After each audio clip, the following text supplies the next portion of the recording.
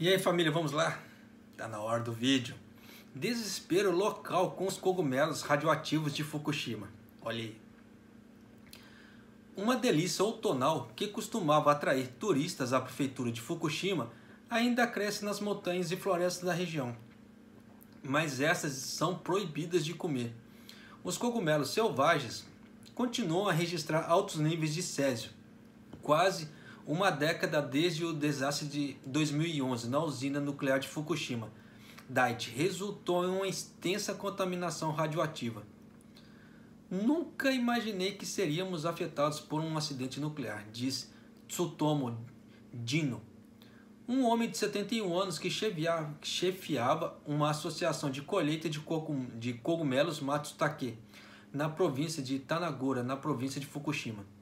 Tanagura fica a mais de 80 quilômetros da usina nuclear, mas no verão de 2011, altas doses da substância radioativa foram detectadas nos cogumelos selvagens da área. Você imagina, 80 quilômetros do local e chegou lá, hein?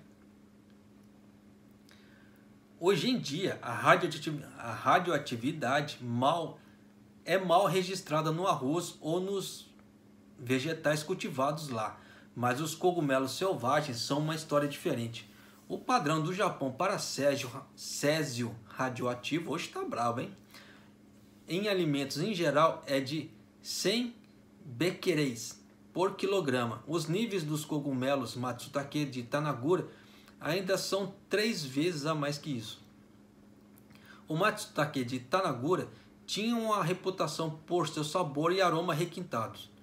Os turistas costumavam ir à região todo outono para colhê-los, e a iguaria era uma importante fonte de renda.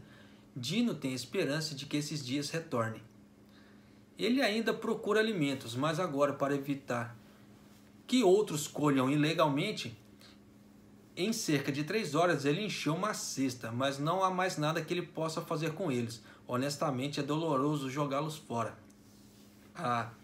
Lamenta Dino. As razões para as leituras de alta radioatividade.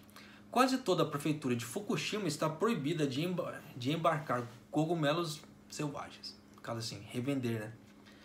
Hiroi Masaru, ex-professora da Koriyama Women's University, diz que os cogumelos, como o Matsutake, crescem em uma camada cerca de 5 centímetros abaixo do solo e que essa camada, formada por folhagens em decomposição e solo argiloso, tende a absorver o césio contido nas folhas.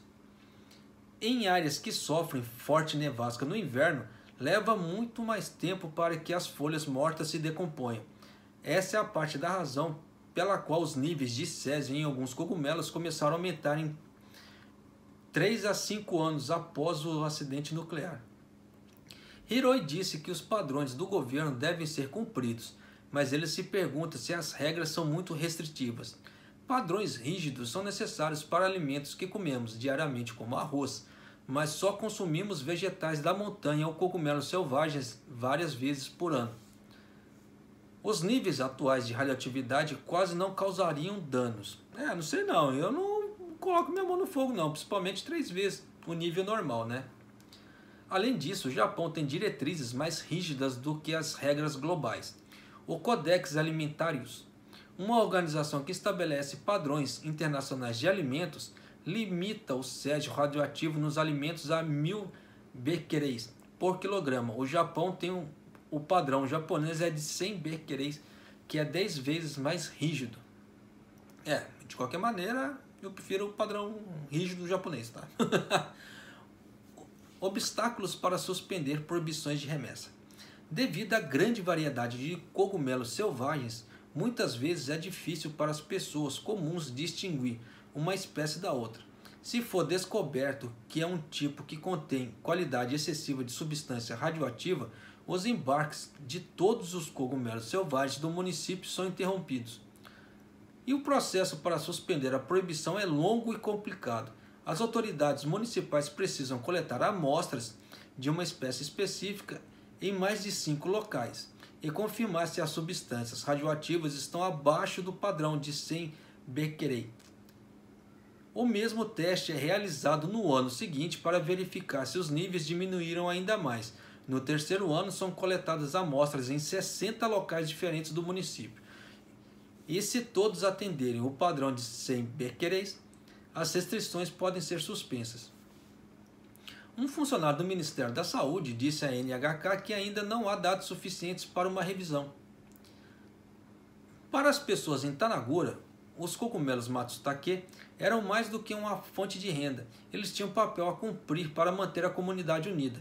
Dino diz que também é lamentável que as crianças estejam perdendo o interesse pelos alimentos sazonais. Um dos grandes charmes do Japão são os alimentos sazonais. Tá? Como é que se fala assim? Ano após ano eu vibro, cada época, porque tem alimentos que é só daquela época. Né? Aí é a hora que você consegue degustar coisas diferentes o ano todo. É diferente, tipo assim, no Brasil que você faz a mesma coisa o ano inteiro. Né? Aqui não, aqui tem épocas que só pode comer tal coisa em tal época. Então é aquela festa toda época, pelo menos para mim é. Né? Eu tenho um amor muito grande pelos alimentos, porque eu adoro comer, tá certo? E aqui tem alimentos com sabores assim muito diferentes, extremamente deliciosos, mas tem uns extremamente assim, né? Então de qualquer maneira tem que realmente aproveitar. E quem está no Japão, eu sugiro que abra um pouco a mão, tá? Eu falo assim, porque em épocas de coronavírus é complicado, né? Você gastar bastante, mas tem coisas assim que você só consegue comer naquelas épocas, né? Principalmente assim, determinados frutos, determinadas hortaliças, é só daquela época.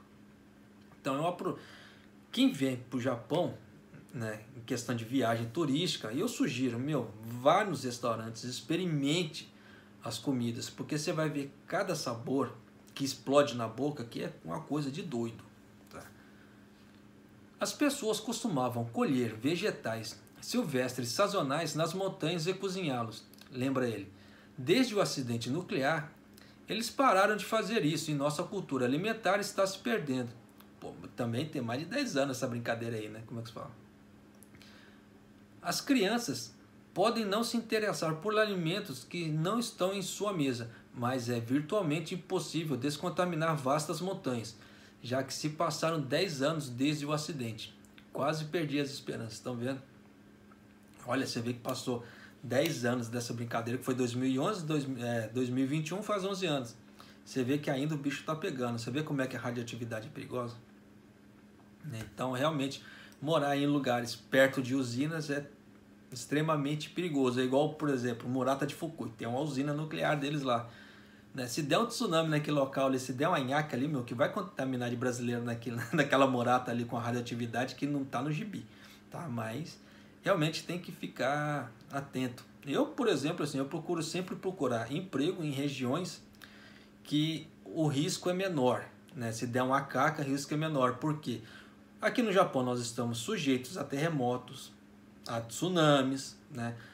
A taifus. Então a gente nunca sabe quanto vai vir uma caca maior que o normal para fazer um estrago. Igual o Hagibis veio, fez uma nhaca danada.